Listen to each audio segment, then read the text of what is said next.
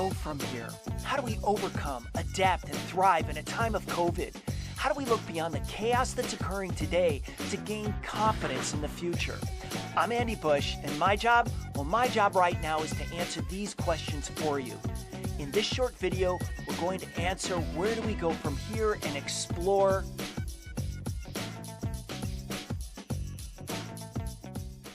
Most everyone can remember their very first concert that they went to. I know I can. It was Marshall Tucker, and it was crazy.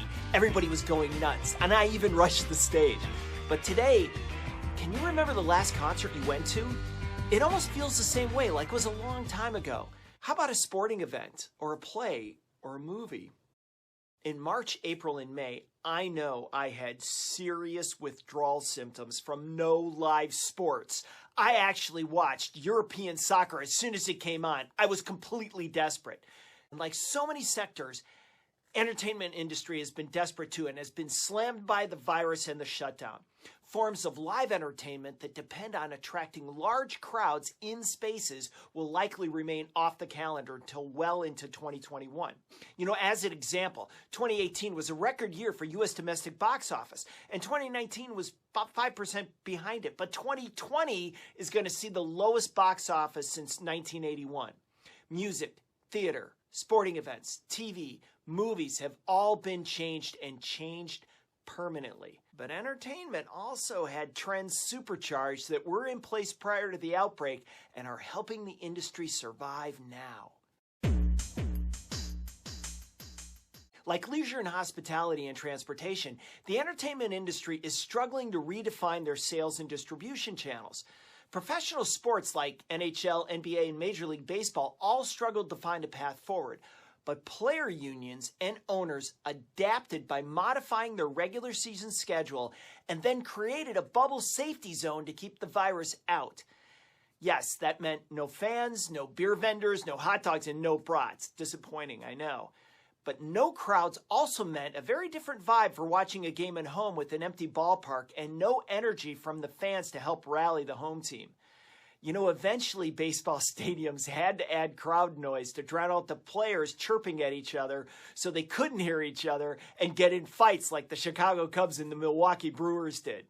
For movies, many states have a 50% rule for attendance at theaters, and New Jersey's only at 25%, and LA and New York City don't even allow attendance.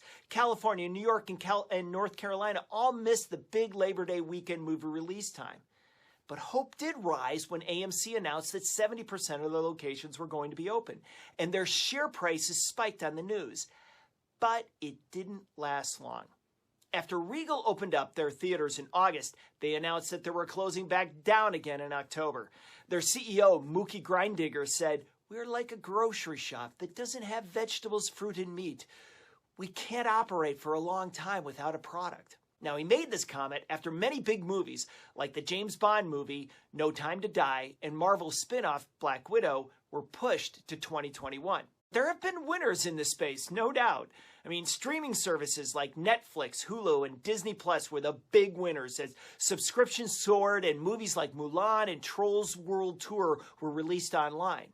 This also changed the revenue sharing between studios and theaters, giving studios a big advantage and a bigger slice of the pie.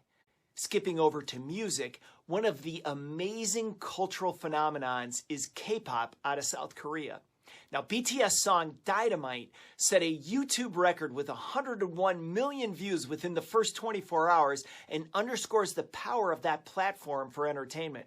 But music performers make their biggest money from live concerts, not sales of music. And over 70% of musicians' income come from touring. You know, at the beginning of April, Pollstar's preliminary gross revenue projections for Q1 top 100 tours were estimated to be up 11% over 2019. But with the shutdown, the top 100 could lose $9 billion this year. And these shows are only 51% of the total grosses. I mean, the Wall Street Journal said that the industry should have had a massive year, like $30 billion, a record. Hey, raise your hand if you had tickets to Elton John's Farewell Yellow Brick Road tour, or Metallica, or Billie Eilish. Now remember, these tours hire thousands of people to provide security, parking, food vendors, even the guys selling counterfeit t-shirts in the parking lot need to come back. Now, according to the National Association of Music Merchants, North America employs 12 million people with a combined economic impact of about $1 trillion. As a solution, live streaming was the best way to get bands in front of audiences again. So here's a dope example. Dropkick Murphys live streamed a single performance on St. Patrick's Day in Fenway Park. They did one more live stream show and a special that netted them 50% of what they would have made for an entire year of touring for merchandise. And that gives any musician hope. So in this part, what you're going to see here is how different sectors of entertainment borrow concepts from each other and outside of the entertainment world to find a way to survive. So what are some of the cool current adaptations? Well, here's one. NoCap. All right, NoCap is attempting to improve online streaming for artists by having their stream their locations from a recording studio or a home or from a venue like the Roxy in West Hollywood. It's taking the concept that pro sports came up with and expanding it, right? It's a mashup of the digital space and in-person visual called live medium. Another trend that was in place prior to COVID and was supercharged afterwards is the digitization of movies and movie sets. It's like the robots of agriculture. It's a way to keep people safe and reduce costs. Now, the vast improvement in virtual reality is the driving force behind all of this. Studios can reduce risk of the virus by creating bubble environments for crew and actors of the film being made, just like pro sports. Then they use green screen with LED lights to produce sets that they can change in real time with the film, right? Eventually, maybe they can even change the clothes that the actors are wearing. It's out of control. Wow. And with the development of VR, all live stream events will bring an ability to bring audiences to new levels of engagement where they can interact with the performer and other fans, even creating digital concerts where you can attend as your avatar and gain the feeling of really being there. And if you think this is crazy, creative artists just signed their first virtual client artist, Little Makila, who is a CGI influencer. Mind blown, right? This could be a solution for brands as photo shoots are canceled and traditional media channels become less relevant. Advertisers are likely to rethink who and what they use for branding. And a bonus is that a visual artist will have no messy personal life wrecking the brand. Also, this VR technology can be used at sporting events, whether live or at home. You'll have the ability to have an enhanced fan experience and in-game feel.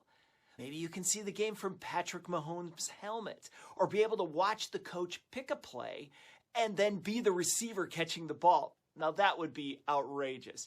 The entire concept is to keep the fan happy, engaged, and never leaving the event.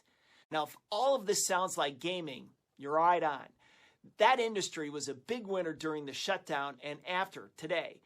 Gaming VR headsets range from $300 to $1,300 and are driving growth in sales as gaming moves from clicks on a phone and laptop to immersive and physical. Notice how gaming is going mainstream with tournament streaming and old school stations like ESPN having them on. That's pretty nice. Tech Geek reminder, if it wasn't for the GPU chips used in gaming, we wouldn't have massive jumps in AI. So yeah, we're keeping an eye on gaming to lead advances in this space. COVID set the entertainment industry for a thumbs down at the box office.